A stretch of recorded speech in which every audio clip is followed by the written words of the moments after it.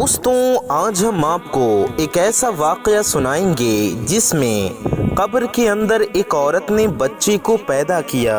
دوستوں یہ بہت ہی شاندار واقعہ ہے، اس کو سن کر آپ کا ایمان تازہ ہو جائے گا، آپ یہ واقعہ سن کر حیران ہو جائیں گے۔ دوستوں اگر ابھی تک آپ اس چینل کو سبسکرائب نہیں کیے ہیں تو چینل کو سبسکرائب کر لیجئے اور ویڈیو کو لائک کر کے کامنٹ میں اللہ اکبر ضرور لکھ دیجئے۔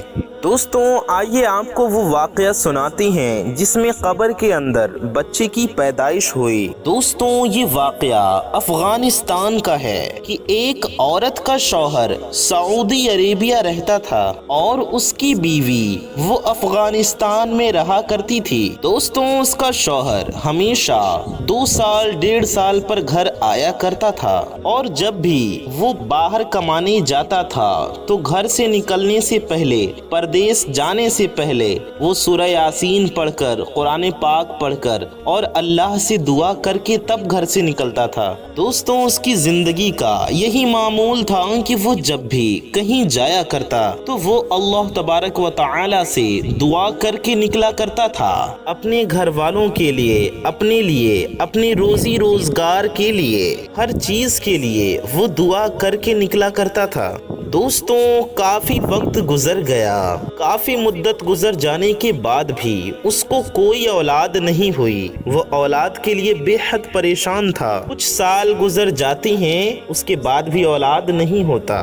اسی طرح ایک بار وہ باہر سے کما کر آیا تو اسے خوشخبری ملی کہ اب اس کا بچہ ہونے والا ہے۔ اولاد کی خوشخبری ملتے ہی وہ بہت زیادہ خوش ہو جاتا ہے اور اللہ تبارک و تعالی سے دعا بھی کرتا ہے اپنی اولاد کے لیے کہ یا اللہ اسے صحیح سلامت دنیا میں بھیج دے۔ دوستوں ابھی اس کا بچہ پیٹ میں ہی تھا کہ اسے سعودیہ جانے کی ضرورت پڑ گئی اور اس کی فلائٹ کی ٹکٹ بھی ہو گئی۔ دوستوں اس کو سعودیہ سے بلاوٹ آ گیا۔ دوستوں جب وہ گھر سے باہر نکلتا ہے تو وہ اپنی بیوی سے، اپنے پریوار سے محبت کا اظہار کرتا ہے اور اپنے بچے کے لیے دعا کرتا ہے، یا اللہ جو میری اولاد ہونے والی ہے تو اس کی حفاظت فرمانا۔ دوستوں اپنی اولاد کے لیے دعا یہی کرتا ہے، یعنی وہ گھر سے نکلنے سے پہلے یہی دعا کر کے جاتا ہے کہ یا اللہ تیرے کرم سے میری اولاد ہونے والی ہے، اس کی تو حفاظت کرنا۔ اور اس کے بعد وہ چلا جاتا ہے اور اس نے اپنی بیوی سے جاتے وقت یہ کہا تھا کہ میں اس اولاد کو اللہ کے حوالے کر کے جاتا ہوں۔ دوستوں اس نے صرف اپنی اولاد کے لیے دعا کیا تھا اور اپنی اولاد کو اللہ کے حوالے کر کے گیا تھا۔ دوستوں وہ باہر تھا، اتفاق سے اس کی بیوی کا انتقال ہو جاتا ہے اور وہ روتا روتا وہاں سے واپس آتا ہے۔ وہ اپنے گھر واپس آتا ہے اور جب گھر آتا ہے تو وہ بہت زیادہ روتا ہے کیونکہ بہت مدتوں سے اسے اولاد نہیں ہوئی تھی اور اس کے بعد ہونے والا تھا کہ اس کی بیوی کا ہی انتقال ہو گیا۔ دوستوں پریشانی کے عالم میں وہ رو رہا تھا اور کافی بے چین ہو گیا اور اس کے بعد اس کی بیوی کو دفنا دیا جاتا ہے، قبر میں رکھ دیا جاتا ہے۔ دوستوں کچھ مہینوں کے گزرنے کے بعد قبر سے بچے کی رونے کی آواز آنے لگی۔ وہاں کے لوگ جب یہ آواز سنتے تو گھبرا جاتے کہ قبر کے اندر سے بچے کی رونے کی آواز کیسے آنے لگی، اور جس کا انتقال ہوا یہ جس کی قبر ہے وہ تو عورت تھی، بچے کے رونے کی آواز کہاں سے آ رہی ہے؟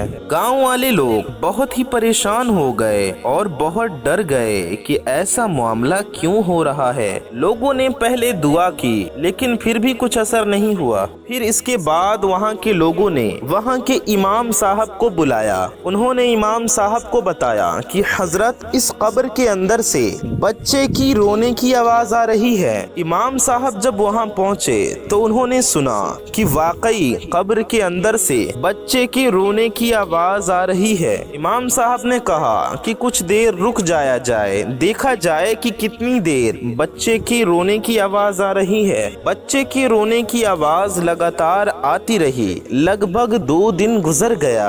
उसके बाद इमाम साहब ने हुक्म दिया कि इस कब्र को खोदा जाए। कब्र को जब खोदा गया तो देखा गया एक खूबसूरत नन्हा मुन्ना बच्चा है जो अपनी माँ के सीने से लिपटकर रो रहा है। दोस्तों, ये मामला देखकर लोग बहुत ही परेशान हो गए, हैरान हो गए कि कब्र के अंदर ये मामला क्या है, कब्र के अंदर बच्चा कैसे पैदा हो सकता है। उसके बाद उस बच्चे को उठाया गया और उसके घर लेकर आया गया। बाप अपने बच्चे को लेकर घर पे आता है। उसके बाप को ये बात याद आई कि हमने अल्लाह से दुआ मांगी थी, या अल्लाह बच्चे की हिफाजत करना, और अल्हम्दुलिल्लाह अल्लाह ने बच्चे की हिफाजत की है। बच्चा अल्लाह की अमान में था और वो पैदा हो गया। और उसके बाद उस औरत का वो शौहर बहुत रोने लगा।